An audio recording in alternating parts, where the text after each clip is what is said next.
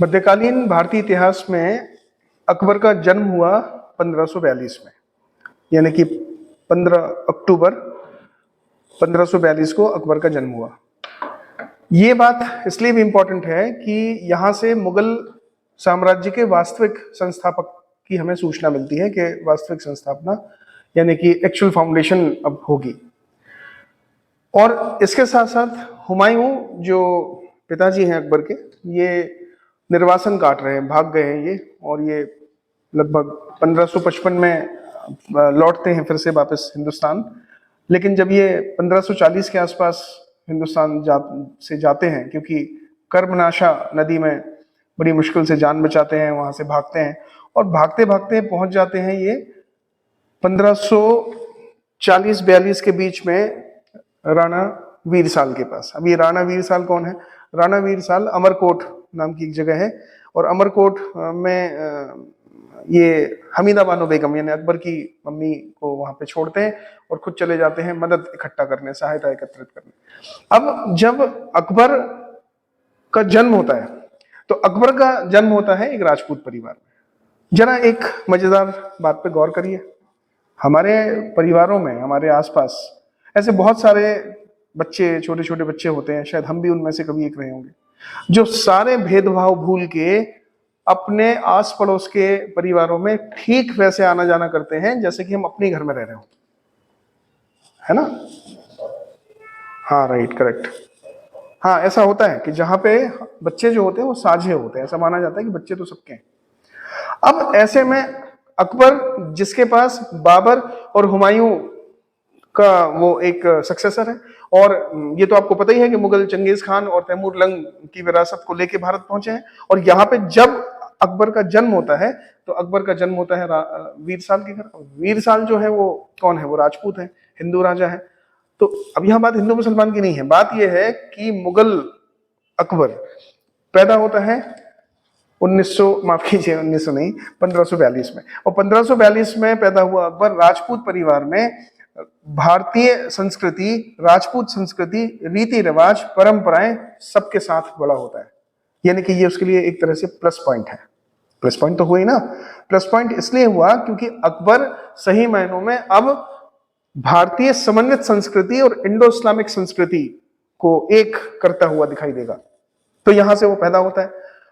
अब यहाँ पे भारतीय संस्कृति, राजपूताना संस्कृति को साथ आत्मसात करता हुआ अकबर धीरे धीरे बड़ा होता है। और उसके बाद क्या होता है उसके जीवन में?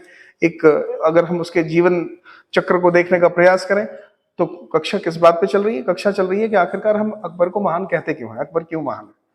तो ये महानता के किस्से दरअसल इसलिए हैं कि अकबर ने भारत में यूनिफिकेशन ऑफ मुगल डायनेस्टी यानी कि मुगल साम्राज्य के एकीकरण का काम किया। ये एकीकरण सही मायनों में सामाजिक एकीकरण था, आर्थिक एकीकरण था, राजनीतिक एकीकरण था।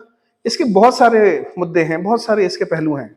पर फिलहाल में अगर हम इस कक्षा पे ध्यान केंद्रित करते हैं और ध्यान केंद्रित करते हुए सिर्फ इस बात को जानने की कोशिश करते हैं कि आखिरकार अकबर का जो जीवन चक्र है उससे हम क्या समझ पा रहे हैं, तो जरा देखिए, सबसे पहली बात क्या हुई, जरा हम वर्ष या ईयर को एक साइड रखते हैं, समय सीमा को एक तरफ रखते हैं, जरा अकबर का जीवन देखते हैं। अकबर का जन्म हुआ राजा वीरसाल के यहाँ। वीरसाल के यहाँ जन्म लेने के बाद अकबर राजपूत परंपरा और लगभग भारतीय परंपराओं से रूबरू हुआ और उसको बहुत अच्छे से समझ में आया कि आखिरकार भारतीय संस्कृति, भारतीय परंपरा, भारतीय पारिवारिक स्थितियां है किस तरह की। उसके बाद क्या होता है? उसके बाद वो बैरम खान के संरक्षण में आता है। हालांकि इसके पहले मुनीम खान भी शिक्षा देने का कार्य करते हैं अकबर को। इधर बैरम खान संरक्षण में लेता है अकबर को अपने, और अकबर बैरम खान के संरक्षण में इस बात को महसूस करता है कि उसकी अपनी जो जातीय व्यवस्था, मतलब अपनी जो उसकी खुद की निजी व्यवस्था है, जो अपनी विचारधारा है, वो कहीं ना कहीं अब आश्रित है बैरम खान पे। और लगभग 1560 से 64 के बीच में क्या होता है कि महामनगा के संरक्षण में वो आता है, और इसको इतिहासकार पेटीकोट रूल के नाम से जानते हैं। और इसका मतलब ये था कि जब 1556 में हुमायूं की मृत्यु की खबर आई तो बैरम खान ने कलानौर में, पंजाब में है कलानौर, वहां पे अकबर का राज्याभिषेक कर दिया। और अकबर अब सही मायनों में 13 वर्ष के आसपास की उम्र में बादशाह बन गया। यहाँ आगरा और दिल्ली का सिंहासन खाली हुआ, तो हेमू नाम के एक व्यक्ति ने कोशिश की कि चलो ठीक है, अभी तो सब खाली पड़ा हुआ है, चल के ले लेते हैं। वो पहुंच गए वहां पे। और इसके बाद क्या हुआ, इसके बाद पानीपत की दूसरी लड़ाई हुई, और ये इसलिए हुई क्योंकि हेमू ने आगरा और दिल्ली पर कब्जा कर लिया। अब आगरा और दिल्ली पर कब्जा करने के बाद सही मायनों में बैरम खान उस युद्ध को लड़ रहा था, लेकिन जो सरपरस्ती थी बैरम खान की थी, लेकिन अगुवाई तो अकबर की थी ना। और इस तरीके से अकबर ने पानीपत की वो लड़ाई जीती। और लड़ाई जीतने के बाद यहां से क्या हुआ, यहां से कुछ समय के बाद सबसे पहले तो उसने बैरम खान को अपने प्रति मतलब उसको एहसानमंद तो माना कि चलो ठीक है, शिक्षा दी, सब किया, किंतु उसके संरक्षण से निकलने का प्रयास किया। और उसके सामने दो शर्तें रख दी। उसने कहा कि या तो आप मक्का चले जाइए, या आइए आपकी आंखें फोड़ देते हैं और जेल में डाल देते हैं आपको।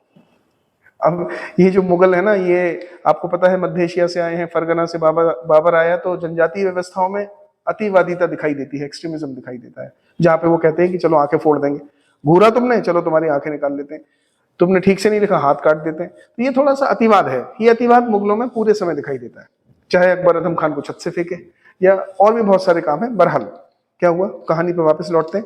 यहाँ पे अकबर बैरम खान को मक्का जाने का ऑप्शन देता है। बैरम खान जाते हैं मक्का की तरफ, और गुजरात के पास एक जगह है पाटन, वहां मुबारक खान हत्या कर देता है बैरम खान की। बैरम खान की कहानी समाप्त होती है।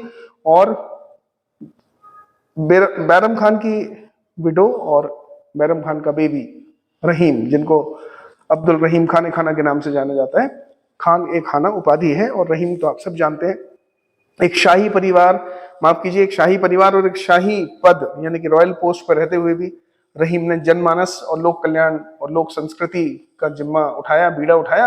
और आप सब अपने स्कूल्स में रहीम के दोहे पढ़ते पढ़ते ही बड़े हुए हैं ना। रहीम के दोहे याद है? एक आध नहीं याद है? याद है? हाँ हाँ, यही वाला।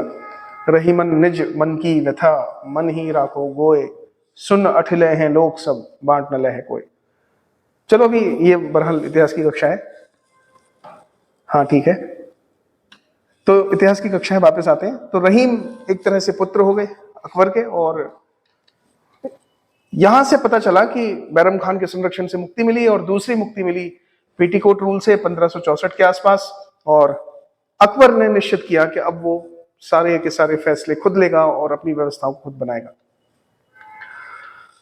यहां पर एक बात बड़ी इंपॉर्टेंट है कि अकबर के जीवन में अकबर का जन्म, महामनगा और बैरम खान के संरक्षण से मुक्ति, खुद का स्थायित्व, अपने निर्णय लेने की क्षमता का विकास। और यहां से हमें कई तरह के प्रश्न मिलते हैं, जैसे एक मिलती है अकबर की राजपूत नीति। इस पर हम अगली कक्षा में चर्चा करेंगे और बात करते हैं अकबर की राजपूत नीति। रोक लो।